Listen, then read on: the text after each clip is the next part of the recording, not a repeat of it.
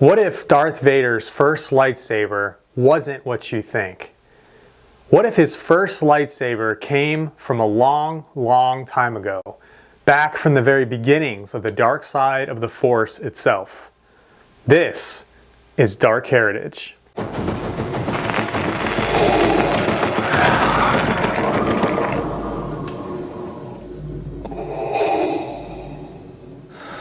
Hello there, I'm Russell with Vader Sabers. Before we dive in, make sure you like and subscribe to our channel and hit that notification bell so the second we do a video drop, you're notified.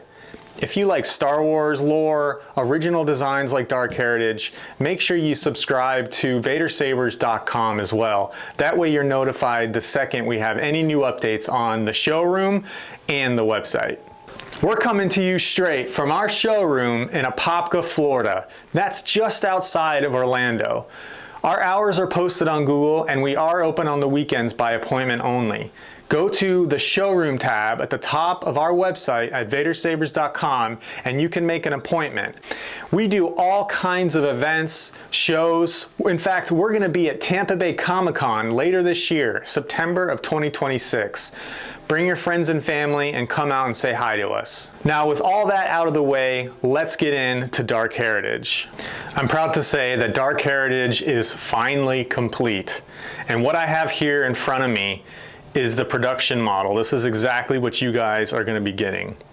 And to the first 50 pre-orders, we have some awesome pre-order exclusives. We have a Quest Design plaque, which you can see right here. It's numbered, and it's only for the first 50 orders. It's really a huge thank you for supporting this crazy project of ours to take Darth Vader's lightsaber and meld it with the Old Republic theme, like Venzalo and other amazing legends from that time period.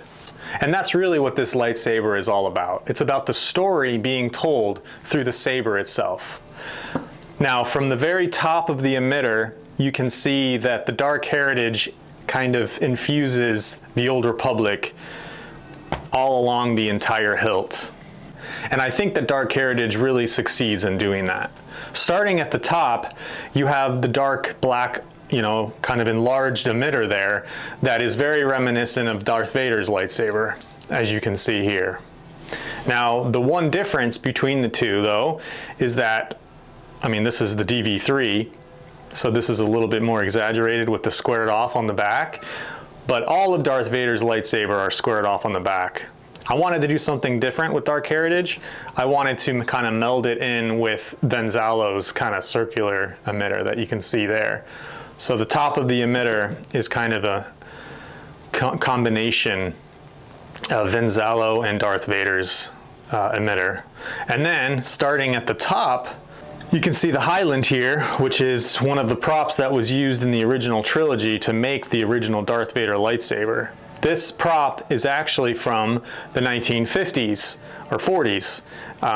There's some confusion on whether it was the Highland or the MPP, and anyway, long story short is it was actually the MPP, or the Micro Precision Products camera flash that they ended up using for the original Episode 4, what became A New Hope later on, but the original lightsaber of Darth Vader in 1977. And you can see the 6 holes all around the top of the emitter, and that is shown on Dark Heritage as well.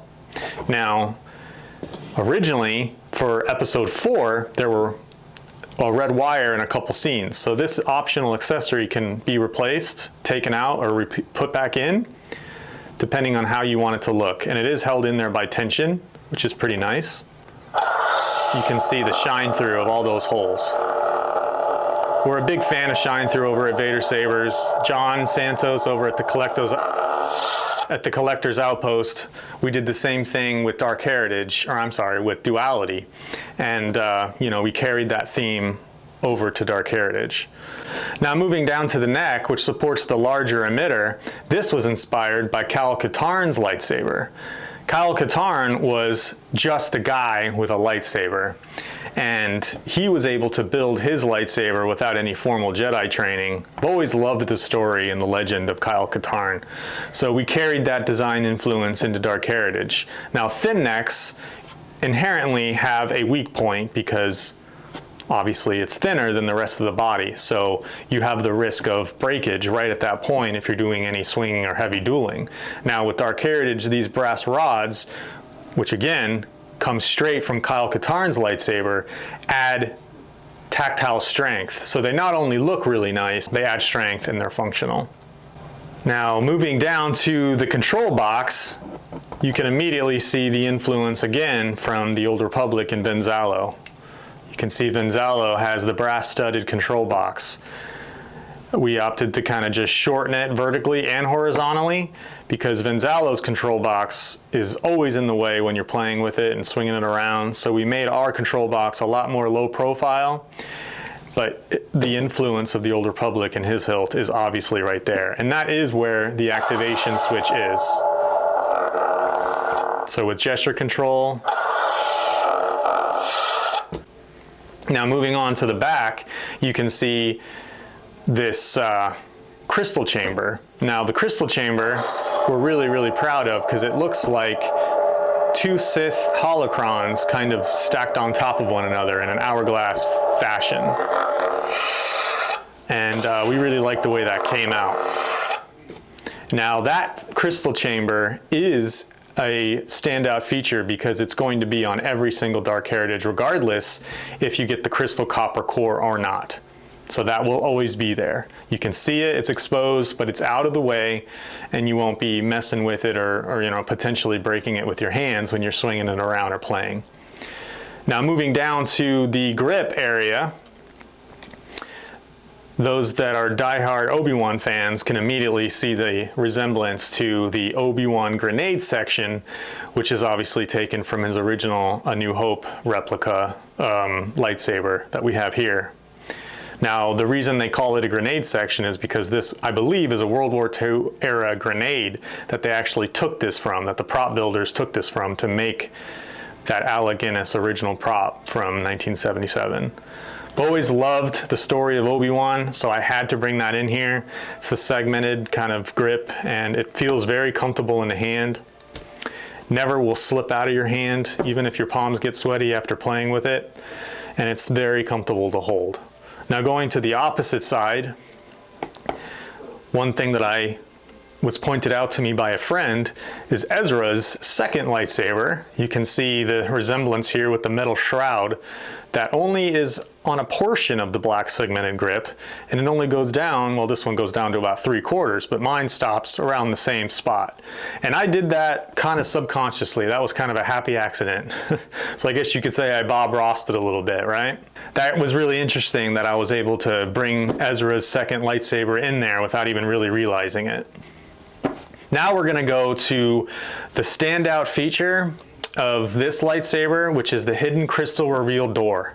Now this is one of the most complex engineering lightsabers that we have ever done. This is an original Venzalo. This was one of my first lightsabers that I ever got. And this one doesn't unfortunately open, but I've seen other models where there's a, you know, basically this piece just, you know, you can remove it and put it aside.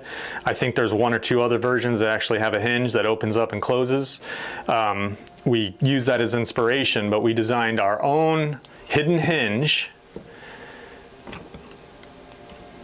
which is beautifully designed. And you can actually see the crystal rotating in there. So this is the very first, this is the first and only right now lightsaber where you can see the copper crystal core while it's installed in the hilt. And all you have to do is pop that open to see it. And it closes so it stays out of the way when you're playing with it. Another really nice feature about this lightsaber is when you kind of position your hand like this for use, it actually feels really good, and this becomes almost like a natural pivot point right about here when you're swinging the saber around. So it's very comfortable in the hand to hold. Now moving on down to the pommel, you can immediately see the inspiration.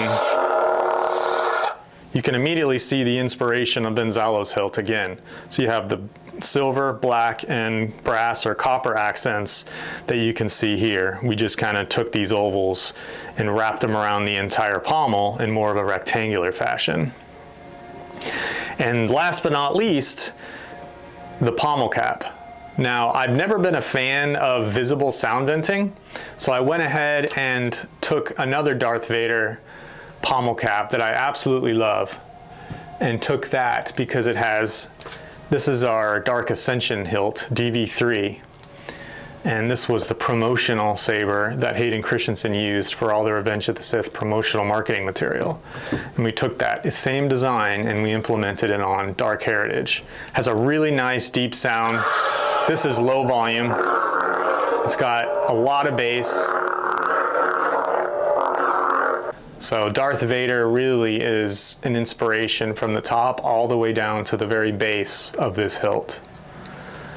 Now you don't see any sound venting because it's actually hidden. Sound can get through there, just around this kind of black circle there, and it creates a very deep resonant sound that you're really gonna love.